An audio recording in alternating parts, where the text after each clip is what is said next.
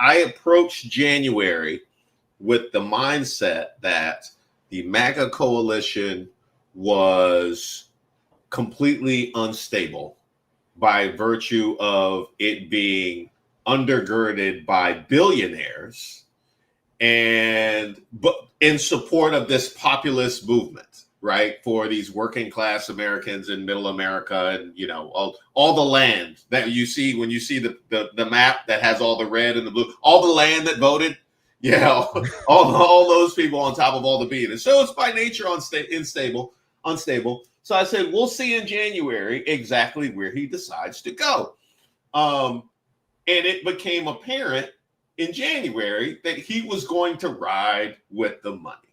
So I said, okay, well, he can't out that as aggressively as he can't go that hard for the money, or else it'll become readily apparent. It's the reason why a long con is more effective than a smash and grab. Like you don't want the bells and whistles for this is what I'm doing. You want people to suffer slowly over time. You don't want to hit them across the face.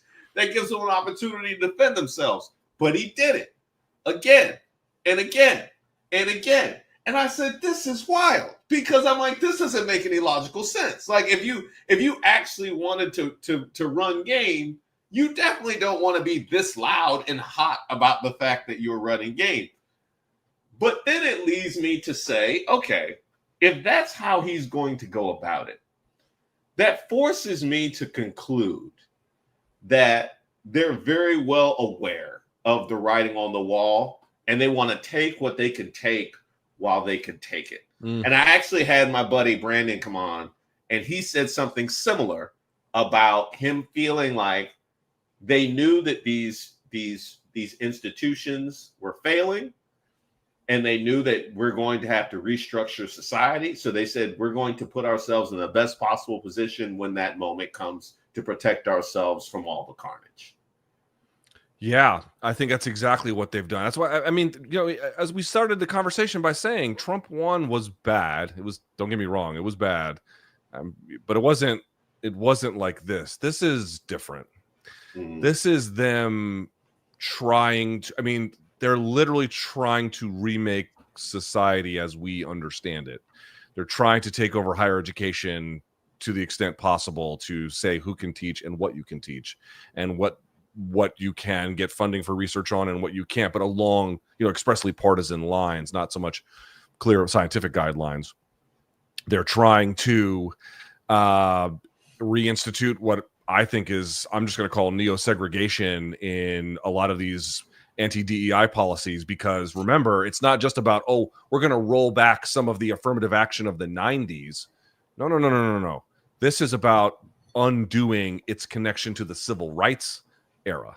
I mean, even Charlie Kirk had said, I believe, it's kind of funny, like, I mean, it's not funny, but I'm saying his death was obviously an enormous news story, but I didn't know much about him, to be honest with you. I had seen him previously, and I did not find him to be a very interesting speaker, and I just kind of didn't pay attention after that. And then obviously I found out after the fact that he had a huge audience and blah, blah, blah. What I'm trying to make is even he had said that. Christopher Rufo, who has been key about, for example, among many things, including but not limited to the dissolution or the shrinkage of the education department, has made it very clear they want to remake institutions. They want to remake society. They want to change preferences. And as I mentioned, starting today, there was news about Mark Andreessen. So you have Mark Zuckerberg, a donor who owns Meta. You have Jeff Bezos, Trump donor, owns Washington Post. You have Twitter, Elon Musk. Need I say more?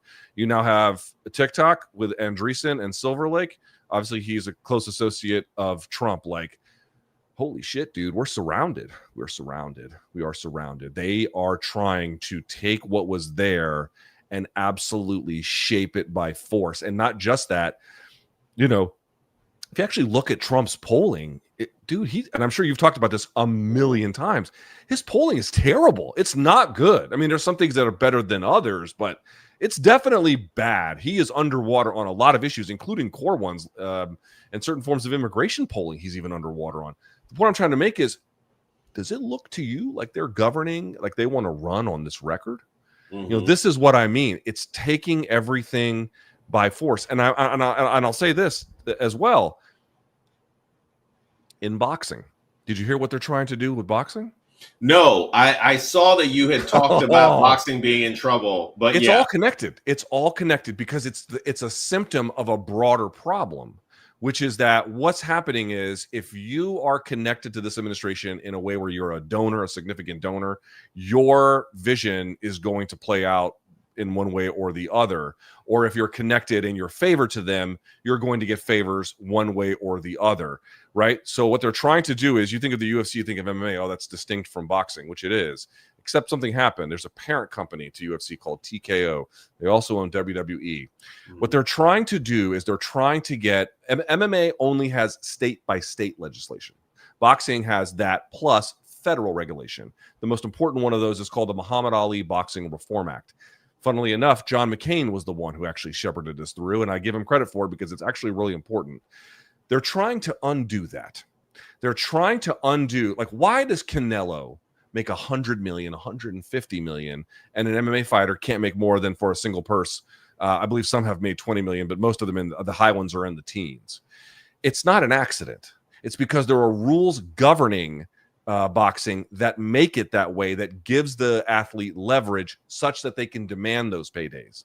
That leverage by law does not exist in MMA. TKO has now had one Republican, one Democrat legislators in the House introduce legislation called cynically the Muhammad Ali American Boxing Revival Act. And what they want is an exemption so that basically they don't have to obey any of the Ali Act rules, including around who holds the titles, who holds ranking, transparency, contract length, everything that the Muhammad Ali Boxing Reform Act seeks to protect. They want exemptions for. And I got to tell you, it's probably going to pass. Boxing as you know it is going to change fundamentally, probably in 2026. But what's the common thread between that and everything else that I mentioned? It is designer legislation being given to Ari Emanuel, who's, a Trump donor, but he's nominally on the left, but, a very powerful and connected guy with all these other powerful investors who are all Trump aligned, Dana White, Trump aligned. These are guys, maybe the whole Paramount thing went through because they approved it. These are oligarchs who are getting designer bespoke legislation. If there is a federal protection that's not bolted to the floor, they're going to rip it out. And it's whether it's boxing, whether it's making the EPA declare if there are microplastics in water, whether it's, you name it, anything in between, it's up for grabs. That's what's happening. And that's why this message of, fellas, it's us and then it's them. And I'm telling you, you're not in that club and they don't care about you. That's what we have to hammer home relentlessly. Wow. I want to ask, I'm assuming there's been significant opposition from within boxing, but that presumes organization and collective action within boxing. So I guess very quickly, there has been some, little more than you think. It's actually MMA advocacy groups that are lending their expertise to the boxing side. But two of the architects of the Muhammad Ali Boxing Reform Act came out and said, one's a lawyer, and I'm not sure what the other one is, but one's a lawyer, and they were like, this is terrible. This new proposed legislation is everything we don't want. But what kind of environment are we in? They're taking rebar out of the concrete of our federal, democracy. That is what they're doing. Wow. That is yeah. That's I got a more gloomy upsetting outlook than man. I thought it was going to be. That's more upsetting than I thought it was going to be. And I got a whole rant about the MMA side of that and the demonization of people, the Francis Ngannous and the Cain Velasquez's of the world. But I won't, we'll have that conversation in person. But all right. I do appreciate that. Shout out to Deshauna, who says she likes Luke Thomas. Bring him back. Absolutely. Miss Siren, they don't care about hypocrisy. He agrees with you there. K. Charmaine, beauty of unifying in truth. Now, I'm not going to sit you down and just talk about the right wing the entire time, because that would be part of the problem, right?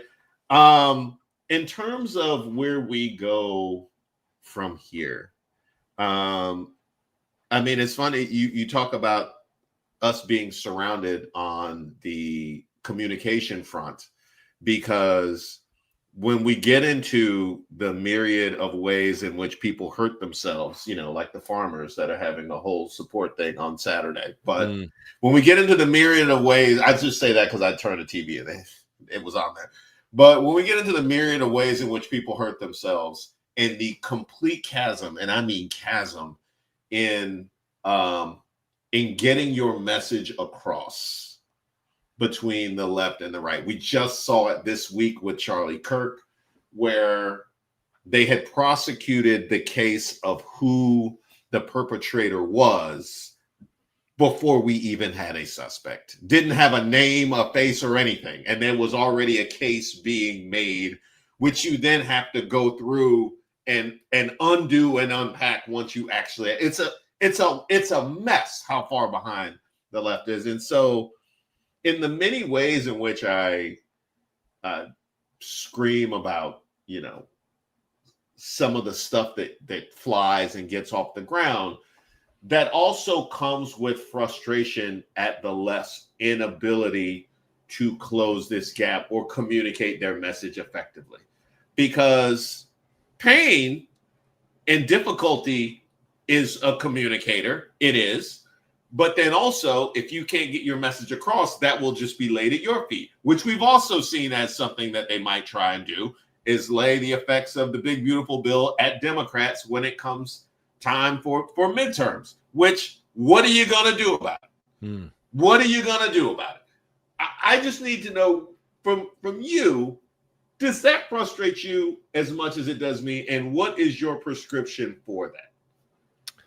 It does. It's extremely frustrating. It seems like also a very difficult problem to solve, because what you're referencing is a lot of the Medicare cuts that go into play won't until after the midterms. So like 2027 is when a lot of them go in. And it's like, even if the Democrats win, are they going to get blamed? Because now that's when all of the bad stuff happens. I mean, it's true. There is some level of political opportunism no matter what. I mean, I'm sure you saw, I think it was beginning of this week, last week, something like that, when there was a bunch of infrastructure projects that came from Biden's Build Back Better, or whatever the name of it was, I forget now. But Trump puts a style on it, taking credit for it, and it's like, yes, I mean, some degree of either blame or praise will be phony.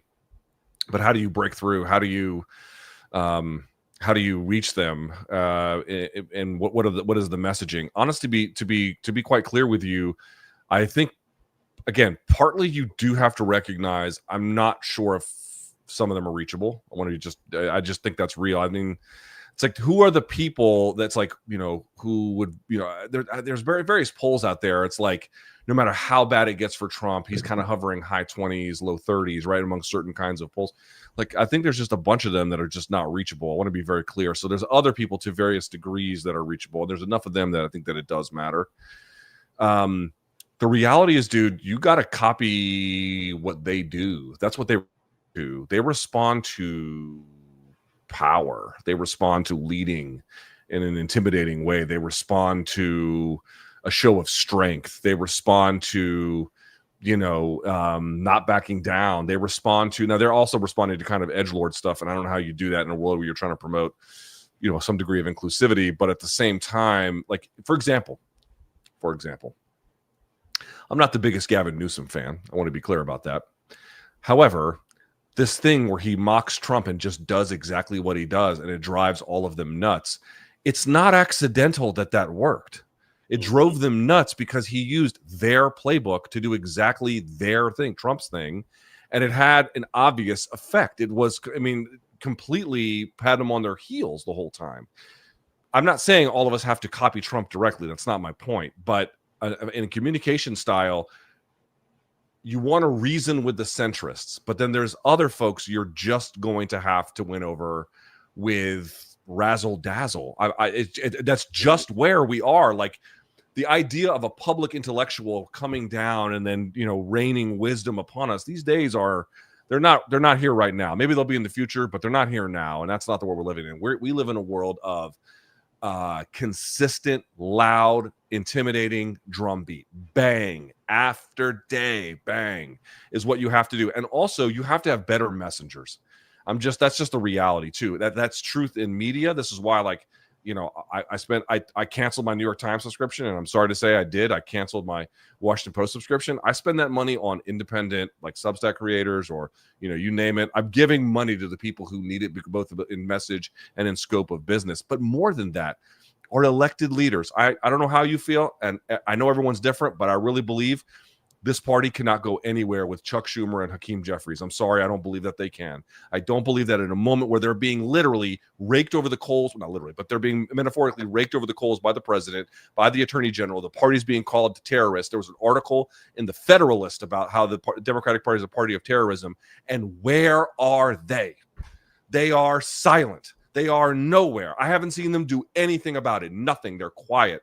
They believe in limiting the far left to appease the right. I am not interested in their leadership. In either case, I think that they are not useful. You need people who can bang that drum, and then you have to do it relentlessly, with force, without compromise, day after day. It is white knuckle time now. I don't believe this is a time for, like, you know, we have to, you want to be able to be convincing, but you don't want to be convincing to the point of being, conciliatory. You want to be convincing through it, like partly a little bit of intimidation, a little bit, but that comes through a show of strength that you have to give them. And lastly, the thing I'd say is to bind us all up. I mean, not every person needs to be this way, but you and I need to be this way, which is, if you're going to argue for this stuff publicly, you should believe it. And if you believe it, should not be hard to argue for it. It should not be. It should be very easy to do. This is what I believe. This is why I believe it. This is the evidence. Fuck you. That's my attitude.